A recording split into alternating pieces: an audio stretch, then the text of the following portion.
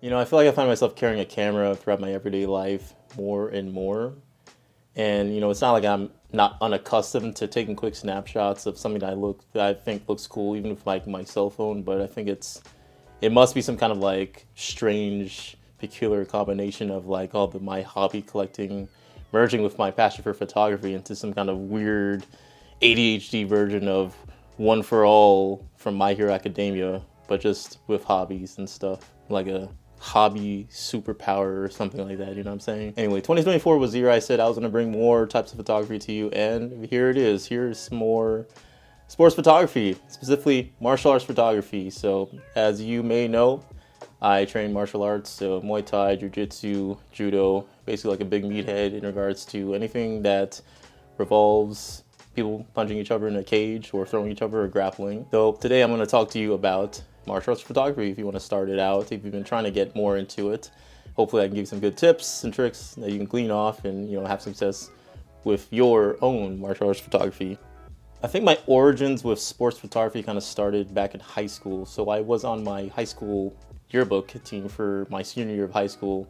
And since I was one of the guys, or maybe the only person on the cross country and track team, I basically was in charge of taking photos for cross country and track events. So it's kind of cool to have experience both on like basically both sides of the camera as both the shooter and the subject.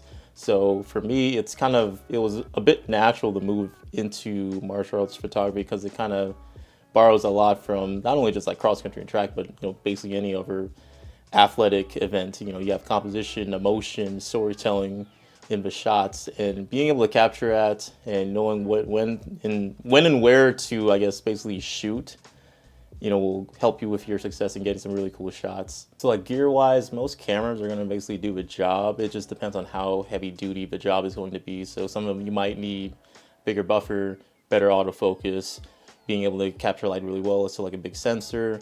I use like a Z6 with my 28mm right here. It's basically like a wide angle that lets me kind of get a lot of the action. Pretty good for landscapes. Pretty good for even like those like more longer shot kind of portrait shots if you're trying to basically arrange a shot like that.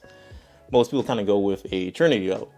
So the Holy Trinity is something like maybe a 14 to 24mm, going even narrower to like a 24-70, or even like a 70 to like 200mm if you're trying to do more longer shots. It all depends on like what you're trying to do. Like most of the people like making money basically use like a Holy Trinity, but me personally, I just go like the 28mm for my more longer shots. Say if I'm in like a competition and setting where there's like a multitude of people kind of doing their thing across the mat, then you're going to want to have something with a little bit more range on it. For the most part, yeah, the Z6 is pretty good just because it's kind of like a hybrid cam, so you can basically do like photos and then like switch over to video pretty quickly. It's got like IBS in it, so it's like IBIS, so it's like internal body like stabilization or image spatial stabilization that you can use, and you can basically just walk around like using like your strap as a makeshift stabilizer and basically shoot it like that, and that should be able to stabilize the shot. And then you can also stabilize in post too. So yeah, if you're trying to get somewhere where it's like you can do like photos and videos, it's got a big buffer, good autofocus. You have a good amount of FPSs for like continuous shooting, like anywhere from like 10 FPS and up. Now, of course, for settings, I usually keep around like something like ISO 400 to 1600, because a lot of these gyms are going to be pretty dimly lit. The LEDs, a lot of times, if you're trying to go even like higher up to capture motion, you're going to get some banding going on in a lot of your images, which is not going to look that good at all. So this is where, having a flash unit really helps out with trying to illuminate people. You want to also make sure you're not blinding the fighters, so you'll have to be kind of creative. If they're cool with you having flash, that's something you can do, but be aware that, like people are practicing as well too, so you may have to bounce the flash off of the walls. So ISO about 400, 1600 if you need more light. Yeah, you also want to have your aperture wide open.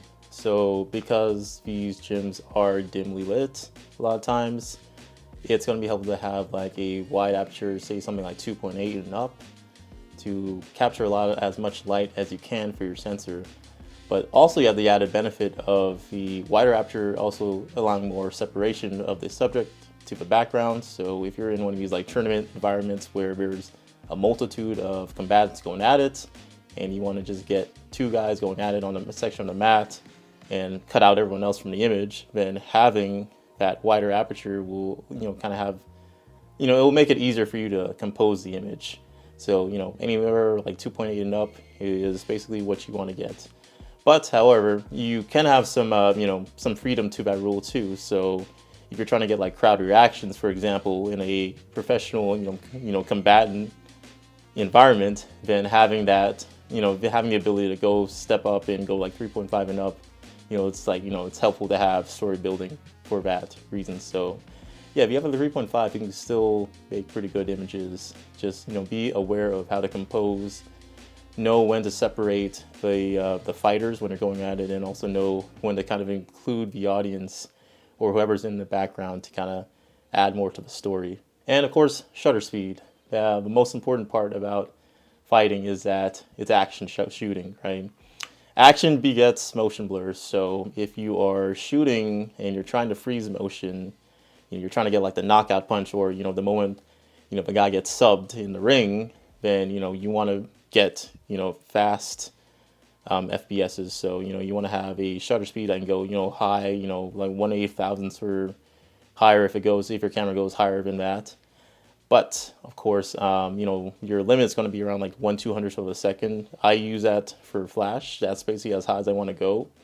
But don't be afraid if you're trying to go a little bit more artistic with it. You can have nice shutter drag going on where you're allowing motion to happen and then just hitting them with the flash, the subjects with the flash at the end of the exposures. So just understand that you're going to need something that can capture light pretty well.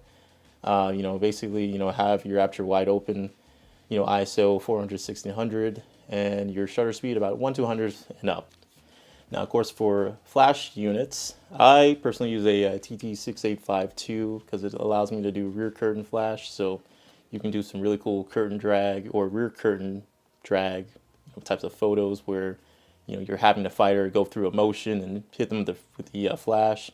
If you're a big fan of light painting, you can also kind of do that. So I kind of did like a cool shoot where I hit myself with a light and I just allowed myself to go for like a second or two, and then I hit myself again with another flash, and it kind of gave this cool streaking effect. It looked really cool. So yeah, you can even give that one a try and get a little bit artistic with the shots that you're taking. So it's not just about just shooting in the ring. There's a lot of shots where you can go back behind like the curtain, taking shots of the fighters before, after, as they're getting ready to go into the ring or on the mat.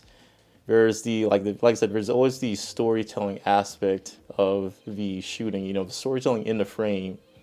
There's a lot of emotions in the ring. Especially when the fighters are training for a lot of these events, a tournament, a fight. There's a lot of they're basically putting their heart and soul into a lot of the shooting. So you're basically storytelling a lot of times, and you have to basically know the sport and kind of know the moments when someone's about to go defend, attack. It's helps to basically like know the sport and kind of study it. For me, it's helpful to be in an environment where I train it, so I kind of I train it and I also watch it a whole bunch. So it helps to have that knowledge, so you can know when to catch the key moments and such. So yeah, if you like the video, like, comment, subscribe, share with your friends. If you are interested in seeing more martial arts, orientated photography, check out my Instagram page at Genoa Productions. I'll put the Instagram link in the comments, and stay tuned for more. Catch you guys later.